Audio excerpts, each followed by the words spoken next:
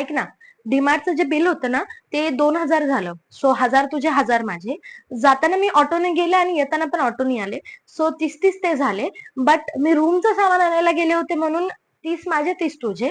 आणि तिथे गेल्यानंतर खूप तहान लागली होती म्हणून मी ज्यूस घेतलं होतं 40 रुपयाचं. बट मी ज्यूस का घेतलं होतं? कारण मी रूमचं सामान आणायला गेले होते ना. सो त्यातले पण आपण कॉन्ट्री करूया. ओके? ही ना माझी नवीन बेडशीट आहे. आणि जेव्हा तुझे फ्रेंड्स आले होते ना, ते माझ्या बेडवरती बसले होते. आणि त्यांनी मग बसल्यामुळे ही बेडशीट घाण झाली, कारण मला नाही आवडत दुसरं कोणी माझ्या सामानाला टच केलं तर. सो आता मी असं म्हणते, म्हणजे म्हणत नाहीये. सो आता ही बेडशीट मी तुला देते आणि तुझी जी काल परवा तू नवीन आणलीस ना घरून येताना, ती मी घेईन ना. मी इथे ठेवू? थँक्यू.